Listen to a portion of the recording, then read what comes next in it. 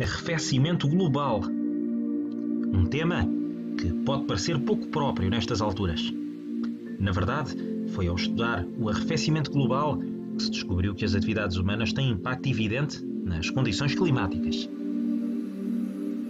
Técnicas como a análise das bolhas de ar retidas nos gelos polares, os registros fósseis dos tipos de plantas e animais que viviam na Terra, a análise dos isótopos de oxigênio retidos em rochas sedimentares, entre outros procedimentos, dão-nos uma ideia bastante realista da evolução da temperatura da Terra ao longo dos milénios. Existem, assim, 3 fatores principais que regulam o comportamento do clima à escala geológica. Os ciclos orbitais da Terra, com influência na quantidade e distribuição da radiação solar sobre o planeta. A composição química da atmosfera, nomeadamente os gases com efeito estufa e a densidade de aerossóis. As dinâmicas dos oceanos e das correntes marinhas. As atividades humanas afetam essencialmente a composição química da atmosfera. Sabemos que a última era glacial deveu-se às dinâmicas dos ciclos orbitais da Terra. Estes conjugaram-se de forma a reduzir a quantidade de luz solar que chegava ao hemisfério norte e assim produziram um arrefecimento dramático. A era glacial terminou quando os ciclos orbitais permitiram um novo aquecimento, cujo pico se deu entre 9 e 5 mil anos atrás. Este pico deu-se com valores próximos aos que observamos atualmente e em torno a 1 a 1,5 graus superiores aos valores observados antes da Revolução Industrial. Desde o último pico de temperatura da Terra até ao século XIX, a Terra estava a entrar num novo ciclo de arrefecimento global, com uma descida de cerca de 1,5 a 2,5 graus em 5 ou 6 mil anos.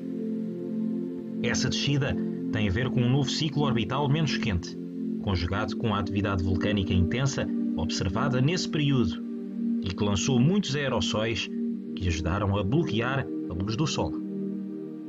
Desde o século XX e durante este período, houve cientistas que se preocuparam com o arrefecimento global, dado que os indícios até então sugeriam que a Terra estava a arrefecer, e isso traria consequências potencialmente negativas. As oscilações climáticas trazem sempre impactos na vida da Terra. A natureza é assim, composta de ciclos permanentes. Surgiram assim até bastantes artigos sobre o tema, e na altura não se sabia ao certo o impacto das atividades humanas no clima, até porque nessa altura não tínhamos também a capacidade de emitir tantos gases com efeito de estufa para a atmosfera. Já a partir de 1900 a 1950, e mesmo com os ciclos orbitais a contribuírem para o arrefecimento e a ocorrência de grandes erupções vulcânicas durante o século XX, as temperaturas estavam a subir. Isto só poderia ser explicado pela emissão antrópica de gases com efeito de estufa. Sabemos hoje em dia que a tendência natural da Terra é de arrefecimento nesta fase da história. Só que as atividades humanas estão a impedir esse ciclo de arrefecimento e estão a levar-nos a um novo período quente. As certezas quanto a este facto rondam os 95 a 98%, ou seja, não há praticamente nada neste momento que justifique o atual aquecimento, exceto as emissões de gases. E mais calor é bom ou mau? Bom, na natureza nada é mau ou bom. Simplesmente sucedem-se estes ciclos. E sabemos que quanto mais rápidas as mudanças na temperatura, menos hipóteses há de os seres vivos se adaptarem e maior a probabilidade de ocorrerem crises biológicas. Quando as espécies se extinguem, durante as crises biológicas dão oportunidades a outras mais fortes ou melhor adaptadas, e assim continua o ciclo da vida.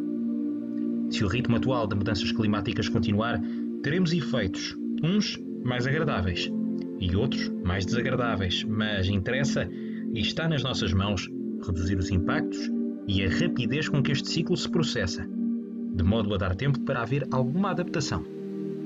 De outra forma, estamos a colocar-nos em risco de podermos não conseguir adaptar a uma mudança assim tão drástica. Estima-se que a ultrapassar a barreira dos 2 a 3 graus de aquecimento, ou as 500 partes por milhão de CO2 na atmosfera, poderá gerar um impacto significativo, já que se vão atingir valores nunca observados em várias dezenas de milhares de anos, num espaço de apenas um século. Uma mudança demasiado brusca. Além disso, temem-se efeitos de aquecimento desregulado, que podem levar a um estado de Greenhouse Earth, um fenómeno que já ocorreu no passado e levou a grandes mudanças ambientais com consequências muito inusuais. Pode parecer pouco, uma oscilação de 2 a 3 graus, mas num sistema em equilíbrio, como o sistema climático, bastam pequenas mudanças para gerar um desequilíbrio bastante grande, assim como uma injeção, ainda que minimamente, quando em comparação com o tamanho de uma pessoa, consegue ter efeitos bastante dramáticos no organismo. Uma pequena mudança no clima pode ter efeitos muito notáveis no futuro. Para evitar estas mudanças bruscas, difíceis de suportar, precisamos de mudar a forma como alguns aspectos da humanidade funcionam. Em vez de pensar em crescimento permanente, utilização exagerada de recursos e poluição descontrolada, temos de passar a ter algum cuidado e evitar este uso desregulado do planeta, de forma a que se atinja um estado de maior neutralidade e simbiose com a natureza. Estas medidas de conservação não são apenas aplicáveis no capítulo do clima, mas também no que respeita à poluição em geral e à degradação das condições ambientais, entre outras. Temos nas nossas mãos a possibilidade de contribuir para que se regresse a um estado mais natural.